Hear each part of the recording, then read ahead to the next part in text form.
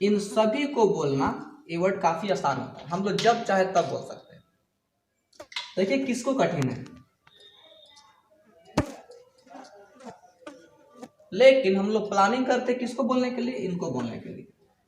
यहाँ पे हम लोग सोचते रह जाते हैं कि चलो भाई आसान है, घर में बोल रहे हैं कभी बोल देंगे, लेकिन कभी जिंदगी में नहीं बोल पाते।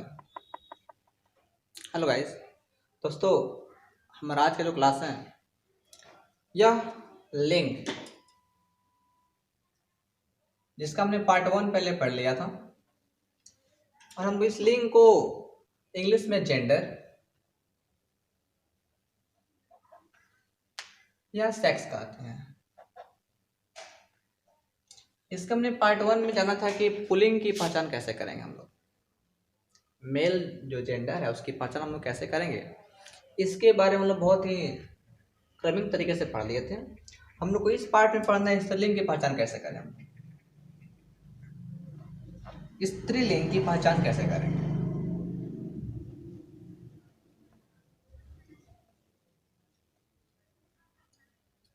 अगर इससे पहले आपने इसका जो लिंग का पार्ट 1 नहीं देखा हुआ उससे पहले देख लीजिए, ताकि यह जो चैप्टर आपको अच्छे से समझ में आ सके। गाइज हमको कुछ बच्चों ने कमेंट किया था कि हाँ ये सब बहुत सिंपल चैप्टर है, हम लोग खुद से ही पढ़ सकते हैं, कुछ हार्ड है उसको पढ़ा गए थे। तो गाइड सही कहा जाए तो अपने इस एजुकेशन सिस्टम में हिंदी व्याकरण में कुछ हार्ड पढ़ना ही नहीं। और सही कहा जाए तो हम लोग जो फंसते हैं ना गाइस, वो लोग आसान चीज में ही फंसाया करते हैं, जो आसान होता है।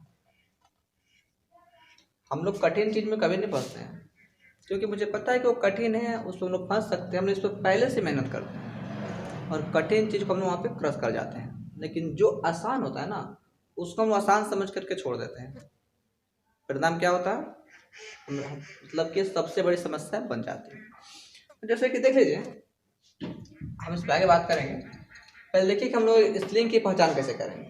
पहला, जितने भी भाषा के नाम है गाइस, भाषाओं के नाम सबके सब स्त्रीलिंग होंगे। और भाषा के नाम में गाइस क्या हो सकता है, हिंदी, संस्कृत, मराठी, तमिल, अंग्रेजी, ये सब के सब गाइस क्या है आपके स्त्रीलिंग में आते हैं। उसके बाद जितने भी नदियों के नाम हैं, नदियों के नाम है गाइस, वो सब के सब गाइस क्या होते हैं, स्त्रीलिंग होते हैं। गंगा, यमुना, गोदावरी, कृष्णा, कावेरी, कोसी, ये सब के सब जितने नदियां हैं गाइस, सब के सब स्त्रीलिंग होते हैं। तो अगर आप नदी के नाम रटते हैं तो इससे बहुत सारा दिक्कत हो सकती है, आपको भूल सकते हैं। लेकिन अगर एक बार रट ले कि हाँ नदियों के नाम स्त्रीलिंग में आते हैं, भाषाओं के नाम स्त्रीलिंग में आते हैं, तो फिर कभी नहीं बोल पाएंगे। इसका क्या है गाइस, तिथियों के नाम,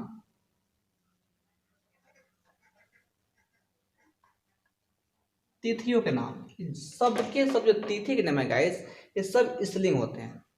जैसे प्रथमा, द्वितीया, तृतीया, चौथी या फिर चतुर्थी, पंचमी, षष्ठी, सप्तमी, ये सारे के सारे जो तिथि हैं गाइस, उसे स्त्रीलिंग में समझा गया, स्त्रीलिंग में माना गया है। अगला है जहाँ पे ईकारांत शब्द। अब देखिए ईकारांत होता क्या है, अक्सर हम लोग संस्कृत में पढ़ते हैं, जब शब्द रूप पढ़ते हैं तो ईकारांत है क्या, जिन शब्दों के अंत में बड़ी की मात्रा आ जाए, जैसे कि गाली, अंत में देखिए बड़ी की मात्रा आ रही है, मतलब हो गया ईकारांत में। जैसे कि आगे गाइस खिड़की, अंत में बड़ी आ गई, हो गया गाइस। जैसे कि गाइस सर्दी,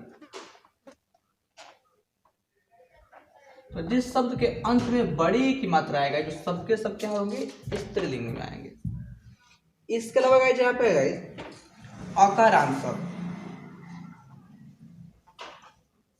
अकारांत शब्द, तो ये क्या है, तो जिसके अंत में आपका अकारांत यानी कि आ की मात्रा आ जाए, जैसे कि दया,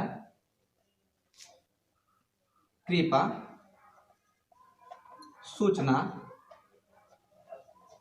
ये सब गाइस जब क्या हो सकता है, इसमें अकार जो शब्द होते हैं सबके सब स्त्रीलिंग की तरह आ सकते हैं।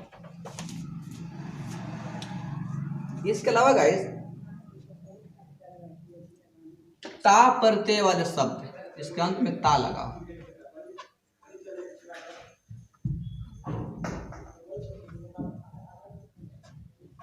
जिस शब्द के अंत में ता प्रत्यय जोड़ा गया हो वो सबके सब गाइस क्या होते हैं, एक मतलब कि स्त्रीलिंग में आते हैं। जैसे कि मान लीजिए दास्ता, सुंदरता, पशुता, जिसके अंत में ता प्रत्यय लग जाएगा वो सब के स्त्रीलिंग में आते हैं।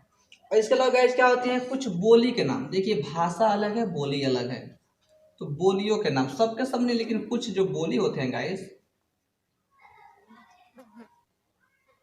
ये सब स्त्रीलिंग में आते हैं।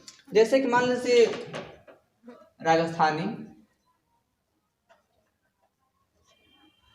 भोजपुरी, ये सब क्या है, स्त्रीलिंग वर्ड है। अब चूंकि इस सब आप लोग पहले से पढ़े गए, लेकिन अक्सर हम लोग भूल जाया करते हैं, हम लोग वही काम जल्दी नहीं कर पाते जो आसान होता है। जैसे कि गाइस सही वर्ड देखा जाए, हम लोग एक वर्ड लेते हैं यहाँ पे देखिएगा, इस वर्ड को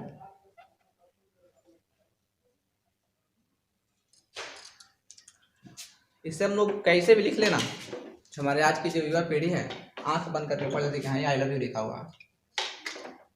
ये हम लोग देखिए किसको बोलना आसान है किसको बोलना आसान नहीं है, इसको आप देखिए लोग, भाई, बहन, माँ, पापा, पत्नी या कोई भी पारिवारिक सदस्य,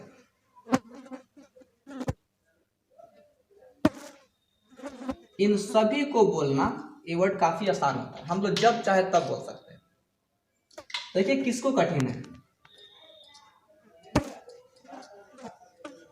लेकिन हम लोग प्लानिंग करते हैं किसको बोलने के लिए, इनको बोलने के लिए।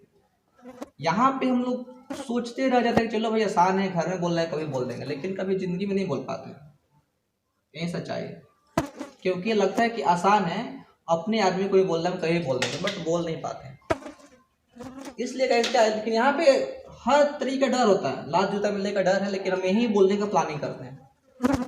95% चांसेस होते कि यहाँ पे हमको कुछ और मिलेगा, लेकिन फिर भी प्लानिंग होती है कि हम यही बोलने वाले हैं।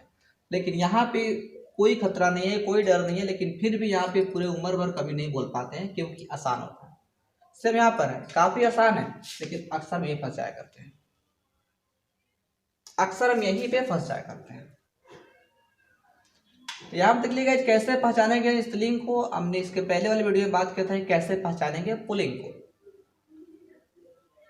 हम इसके नेक्स्ट पार्ट में बात करेंगे कि स्त्रीलिंग से पुल्लिंग या पुल्लिंग से स्त्रीलिंग कैसे कन्वर्ट